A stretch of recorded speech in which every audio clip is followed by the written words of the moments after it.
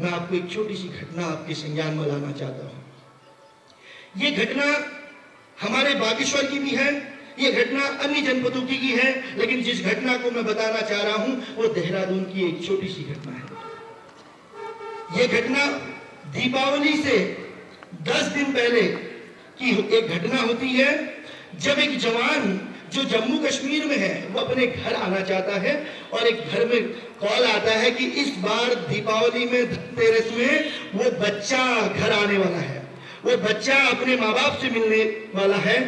तो मानो उन बूढ़े जो 70-75 साल के उनके बूढ़े माँ बाप थे, उनके आंखों में एक रोशनी आ जाती है। क्यों? क्योंकि आज उनका पिता, किसी का पुत्र घर आने वाला था। धनतेरस के दिन खबर आती है कि दूसरे दिन वो घर पहुंचने वाला है। मानो पूरे घर में खुशियां आ जाती। वो छोटे छोटे उनके जो बच्चे थे अपने पिता के गले लगने के लिए लालायित होते हैं और वो माँ आज दुल्हनों की तरह सजने लगती है।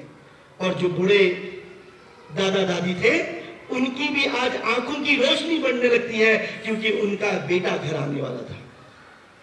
फिर अचानक उसी रात को अचानक घर में एक फोन आता है और वो बूढ़े पिता दौड़ के उस फोन पे लपकते हैं। उन्हें लगता है कि रेलवे स्टेशन में उनका बच्चा आ गया है। और जैसे ही वो फोन उठाते हैं ना, तो वहां से एक फोन में आवाज आती है कि कल जम्मू कश्मीर से आते हुए कुछ आतंकवादियों ने हाथ लगाकर हमला कर दिया और वो जवान शहीद हो गया। ये बात जब उस बूढ़े माता पिता के कानों में जाती है, बेटा आप मानो न मानो, वो मूर्छित से हो जाते हैं, उनके बुढ़ापे की लाठी टूट जाती है और वो जो माँ कल तक दुल्हनों की तरह सजी थी वो बेहोश हो जाती है।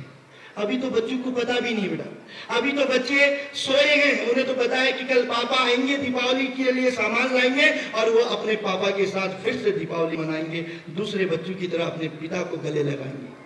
सुबह होती है, सुबह होती है, घर में सन्नाटा बसरा जाता है, कोई उत्तर नहीं देते। वो दोनों भैया बहन 8 साल 9 साल की उम्र में अपनी मम्मी के पास जाते हैं कि माँ आज तो पापा आने वाले हैं, फिर तू क्यों उदास है?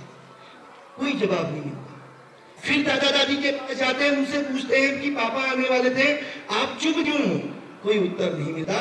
और जैसे ही बाहर निकलते हैं तो देखते हैं कि घर के चारों ओर लोगों की भीड़ खड़ी है।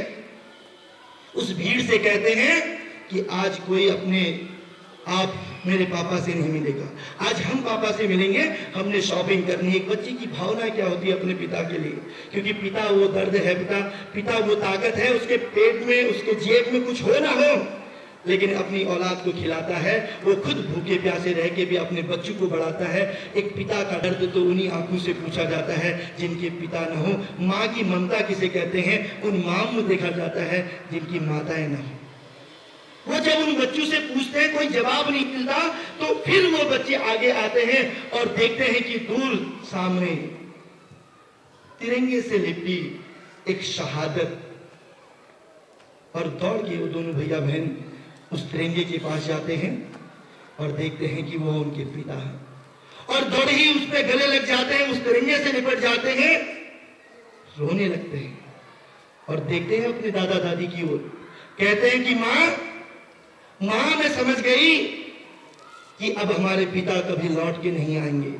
माँ मैं समझ गई कि अब हम अपने पिता के, अपने दादा दादी के बुढ़ापे की लाठी को नहीं देख पाएंगे। और वो बच्चा कहता है कि माँ मैं समझ गया कि तू जो कल तक दुल्हनों की तरह सजी थी, तेरे हाथों में मेहंदी लगी थी, वो आज मेहंदी क्यों मिट गई, वो मांग का सिंदूर क्यों मिट गया, वो हाथों की चूड़ियां क्यों टूट गई?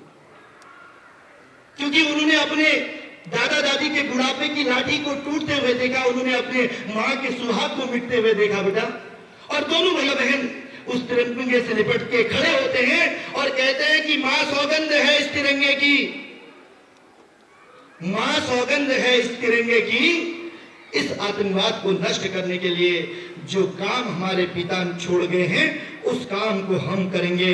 सौगंध है इस तिरंगे की, माँ जीवन में फिर कोई ऐसा काम नहीं करेंगे जिसकी वजह से तेरे आंखों में आंसू आए। सौगंध है हमें दादा दादी की, अब हम अपने दादा दादी के बुढ़ापे की लाठी बनेंगे। सौगंध है भारत माँ की, इस नशे के आतंक को नष्ट करने के लिए हम भैया बहन आगे आएंगे। तो मैं कहना चाहता हूं, जब एक अनाथ, एक असहाय, एक शहीद का परिवार, एक छोटे भैया बहन इतना सोच सकते हैं, तो फिर इस कंट्री वाइड में जो भैया बहन पढ़ते हैं वो अपने माँ बाप की दीर्घायु के लिए, उस शहीदों के सम्मान के लिए, किसी अनाथ को बचाने के लिए, अपने परिवार को बचाने के लिए, अपनी मम्मी पापाओं की भावनाओं का सम्मान करने के लिए इस नशे रूपी आतंक को छोड़ क्यों नहीं देते।